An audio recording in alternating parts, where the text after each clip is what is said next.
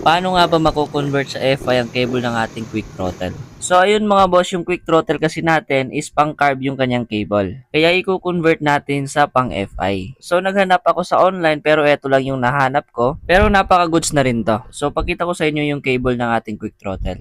So ganyan yung itsura niya. So pang carb kasi yan. Then ang pangalawang problema natin ito is mahaba siya. Then need pa natin siyang putulan. Then ang FI is meron siyang ganito. So ilalagay natin dyan. So eto mga boss, in order na rin natin to. Ginawa talaga to para pang convert sa FI. Pero ang ikinaganda nito is may kasama na siyang throttle cable. Medyo binigyan na siya ng allowance, hinabaan na siya para pwedeng-pwede sa kahit anong motor. So ang gagawin nyo lang dyan is puputulan nyo lang. Then may kasama na rin siyang nipple. Then may kasama na rin siyang nipple para sa kanyang cable. So kumpleto na yan, i-assemble nyo lang. Pero ang gagawin natin is itong cable pa rin yung gagamitin natin. Then etong lock at nipple lang yung gagamitin natin. Tatry natin, pasok rin naman siguro to dahil konting diferensya lang naman sa size nila. So ang next na gagawin natin mga boss, isusukatin natin kung saan natin mapuputol para makuha natin yung tamang sukat. Then eto is gagawin na nating reserva para naman pag nasira yung isa is meron na tayong ipapalit. Mas maganda siya dahil nagkaroon pa tayo ng pang-reserva. Kasi nga sayang naman to kung itatapon lang natin. So tingnan nyo nga naman mga boss, maganda naman siya. Then pwede naman natin siyang i-convert. Then ang next after natin masukat is pinutol na natin doon. Tapos ipapasok na natin yung sinabi kong pang FI. Pinutol ko siya mga boss pero hindi ko sinamang putulin yung pinaka-cable natin. Tinanggalan ko lang siya ng nipple para pumasok yung lock. Then bago ko ipasok yung lock, nilagyan ko siya ng glue para hindi siya basta-basta matatanggal. Pero okay lang naman walang glue dahil pahila naman yung kanyang play. So ito yung ginamit nating glue. Napaka-tested na kasi natin sa glue na to. Etong glue mga boss, marami na ako nagamit na glue pero iba talaga ang kapit nito. Then next naman mga boss is ilalagay natin to para masukat naman natin yung kanyang cable. Dahil puputulin natin ang cable para malagyan natin ng nipple. So ganyan yung magiging itsura niya mga boss. So nakalock na dyan sa throttle body natin. Then saka natin susukatin kung saan natin puputulan yung ating cable. Then after natin masukat is pwede nang tanggalin para malagyan na natin siya ng nipple. Okay, sa mga hindi nakakaalam mga boss, sa paglagay ng nipple is ipapasok nyo lang dyan.